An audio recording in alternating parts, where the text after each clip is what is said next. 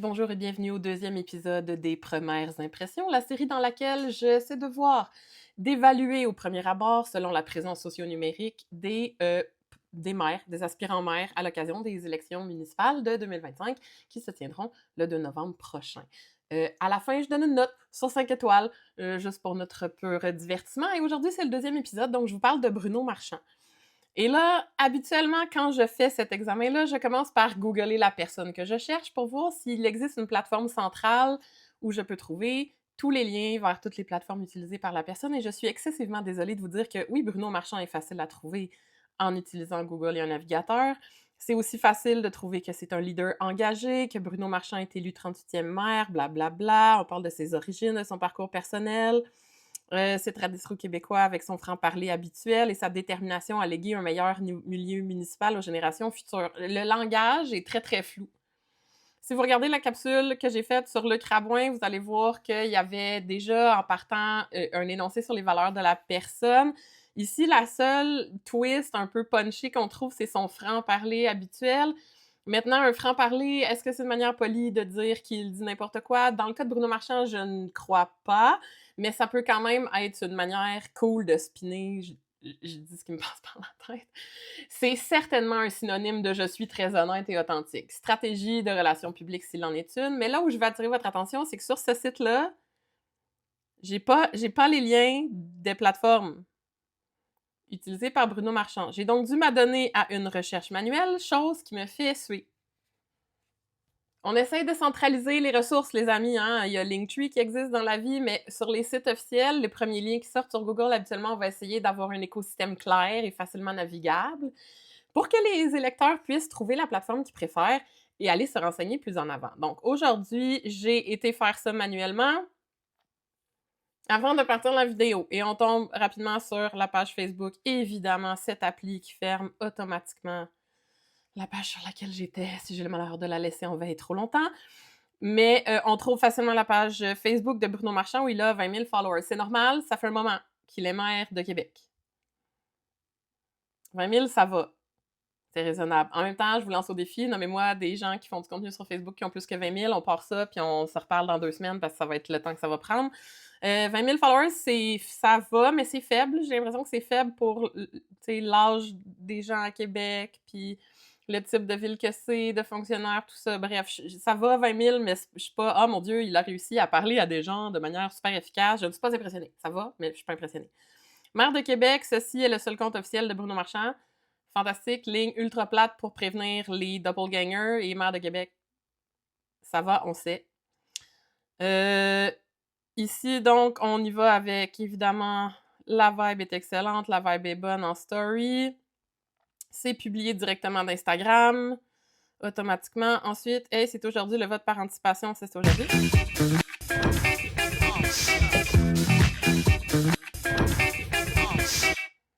On emprunte des codes qui sont pas du tout de Facebook. Dans cette vidéo-là qu'on vient de regarder, c'est des codes qui sont plus TikTok, Instagram. On fouille dans un sac, on trouve un papier, on trouve un sourire. Le message est très efficace, très court, ça va. Puis c'est un petit peu folichon, un peu amusant.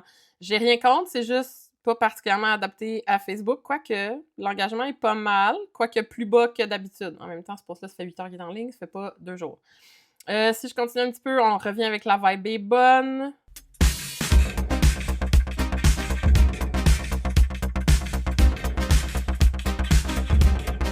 Okay, des images qui montrent que Luc Rabouin a des appuis et des personnes qui le suivent et des gens qui l'aiment. Fantastique. L'inverse m'aurait étonné. On verra rarement un candidat à la mairie faire une vidéo où il pleure parce qu'il n'a pas d'amis. Ça va. Planifiez votre vote. Si, somme toute, on a des chiffres, des stats, on a des photos plates de speech. J'ai vraiment hâte de mettre votre X pour aller voter. Il y en a qui l'ont déjà fait. Wow! Alors, le 26, c'est le vote par anticipation. On vous dit comment faire pour... OK. Rire du vandalisme sur les affiches électorales. Tendance cette année sur laquelle je reviendrai dans la dernière capsule de cette série parce qu'il y a un parti et des candidats qui ont fait un coup de génie sur TikTok et je peux pas en parler maintenant, c'est pas Bruno Marchand, mais on voit que faire un gros X sur une affiche, très drôle. Ça va, un peu d'humour. Encore une fois, on est un peu dans la même logique que le Crabouin, très accessible, très Gen X. On est moins dans le boomer, c'est sûr qu'on essaie de rajeunir l'image. Ça va. Maintenant, si je vais voir sur Instagram, est-ce que c'est exactement le même contenu? Encore une fois, les plateformes Meta qui se ferment. Alors, maire de la Ville de Québec, fervent sportif. Tiens, on a une information supplémentaire ici. Si c'est un fervent sportif, chef de Québec fort et fier, running et souliers chics. Ça va, c'est amusant. Il y a une iconographie, c'est cool. Ici, on a encore des stories à la une, un peu de sport, un peu carnaval, pentathlon. On est dans des thématiques plus attrayantes que le Crabouin la veille et c'est somme toute le même maudit contenu que sur Facebook. Je vais donc fermer ceci. On va aller voir sur TikTok, fidèle à la tradition, voir quand est-ce que Bruno Marchand a décidé que c'était important de parler à la jeunesse. Et je soupçonne que ça fasse... Oh, je soupçonnais que ça faisait plus longtemps que Luc Rabouin, mais peut-être que je vais devoir me corriger. Ah non, 2022. OK. 2022, 2022, 2022. Mais mon Dieu, quand est-ce qu'ils ont pris une pause? 2022, 2022, 2022, 2022. Mais les plus récents datent de quand? And with that, the 2022 season. OK, le punchline ici, c'est pas quand est-ce que Bruno Marchand a décidé qu'il devait s'adresser à la jeunesse, c'est quand il a arrêté de le faire en 2022. Je serais vraiment curieuse d'entendre l'équipe de com de Bruno Marchand qui a décidé que c'était une bonne idée d'abandonner TikTok.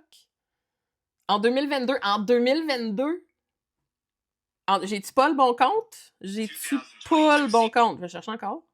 Non, pourtant, c'est son vrai compte. Déception. Déception.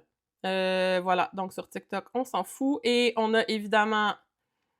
On a un LinkedIn, parce que tout bon politicien doit avoir un LinkedIn pour faire paraître son approche professionnelle. Vous remarquerez là, que de compte en compte, de plateforme en plateforme, le branding est différent à chaque fois. C'est pas la même photo de profil. C'est pas la même bio. Et voilà.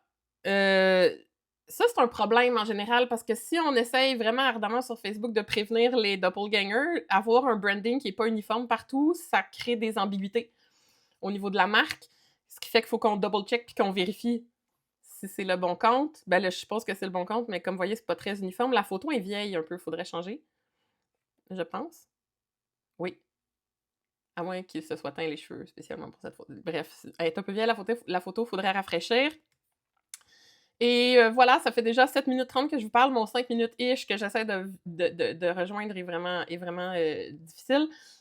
Puis bon, voilà, sur Blue Sky, on publie les mêmes affaires plates que d'habitude, des snippets de médias très poli.